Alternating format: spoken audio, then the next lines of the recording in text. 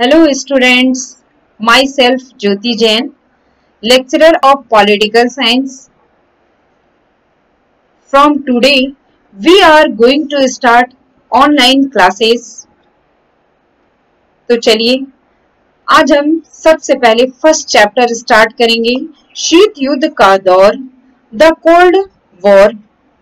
शीत युद्ध की सबसे पहली बार प्रयोग अमेरिकी राजनीतिज्ञ बर्नार्ड बारूच ने किया और प्रोफेसर लिपमैन ने इसे प्रचारित किया।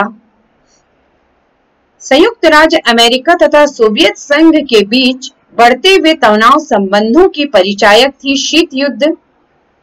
शीत युद्ध आपसी वैचारिक मतभेद है, इसमें अस्त्र शस्त्रों का प्रयोग नहीं होता।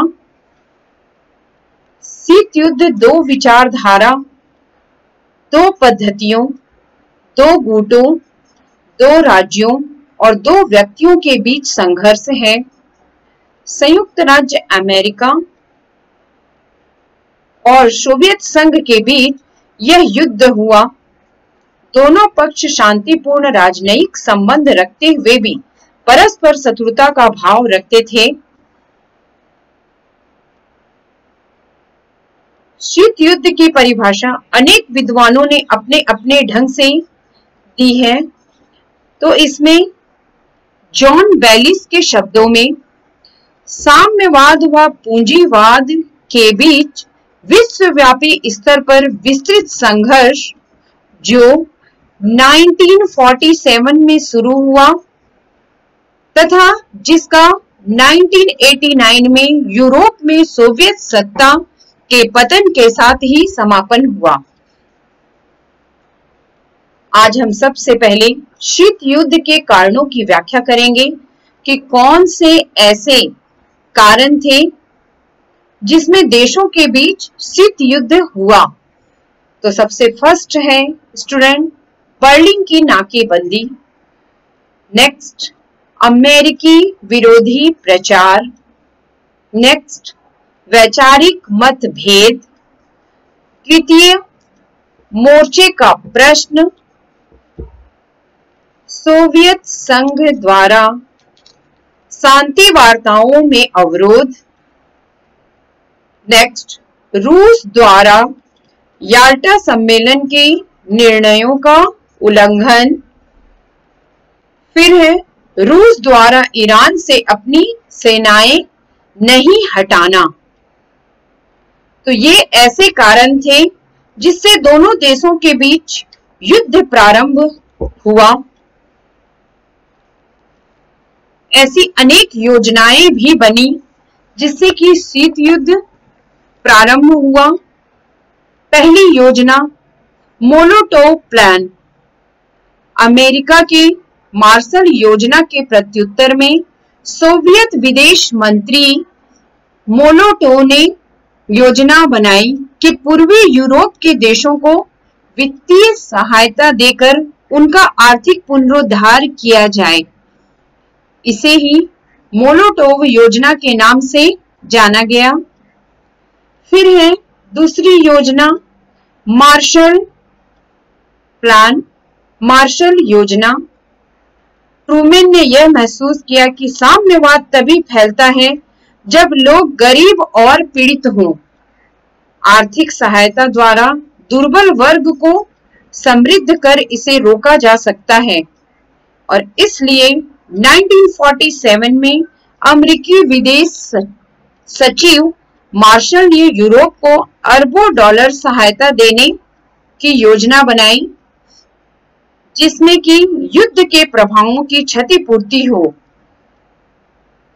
उनका विचार था कि ऐसी सहायता नहीं करने से वैसे सभी देश जो आर्थिक रूप से एकदम कमजोर हो गए हैं सोवियत संघ से मिल जाएंगे।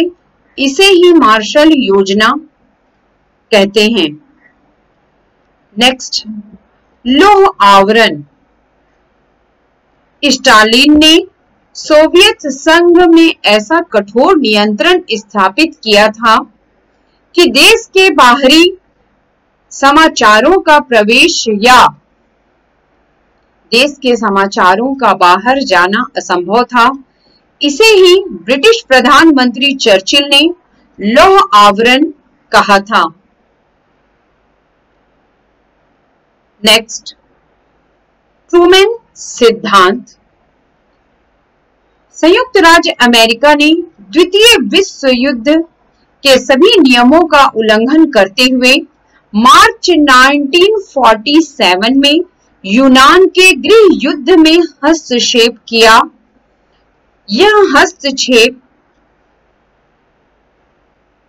इस हस्तक्षेप को जायज ठहराते हुए अमेरिकी राष्ट्रपति ट्रूमैन ने 12 मार्च 1947 को अमेरिकी कांग्रेस को संबोधित करते हुए अपना पक्ष स्पष्ट किया और यूनान एवं टर्की में साम्यवादियों के नेतृत्व में लड़े जा रहे गृह युद्ध का दमन करने के लिए इन देशों को वित्तीय सहायता देने हेतु जिन सिद्धांतों का प्रतिपादन किया उसे ही ट्रूमैन सिद्धांत कहते हैं। फिर है फुलटन भाषण, फुलटन स्पीच। ब्रिटिश प्रधानमंत्री चर्चिल अमेरिकी राष्ट्रपति ट्रूमैन की उपस्थिति में सोवियत संघ के विरुद्ध 6 मार्च 1946 को दिया गया भाषण फुलटन भाषण कहा जाता है। फुलटन भाषण में चर्चिल ने सोवियत संघ की आलोचना करते हुए कहा था, बाल्टिक में स्टालिन से लेकर एड्रियाटिक तक में एक लौह आवरण छा गया है। सोवियत क्षेत्र में बसने वाली जनता न केवल सोवियत प्रभाव में है अपितु सोवियत नियंत्रण में है। इसलिए स्वतंत्रता की दीप शिखा प्रज्वलित रखने एवं ईसाई सभ्यता की सुरक्षा के लिए एक एंग्लो अमेरिकी गठबंधन की आवश्यकता है। इस तरह संयुक्त राज्य अमेरिका और सोवियत संघ दो शक्तिशाली गुटों के रूप में उभरे और दोनों ही विभिन्न भागों में अपना प्रभाव क्षेत्र बढ़ाने लगे। विश्व स्पष्ट रूप से दो गुटों में बंट गया। प्रत्येक राज्य संधि एवं समझौतों के माध्यम से यह रास्ता अपना रहा था कि वह अपनी सुरक्षा के लिए किसी एक महाशक्ति के साथ जुड़ा रहे और दूसरी महाशक्ति उसके गुट के देशों के प्रभाव से बच सकी। ओके स्टूडेंट्स, अब नेक्स्ट क्लासेस में इसे कंटिन्यू किया जाएगा। ओके।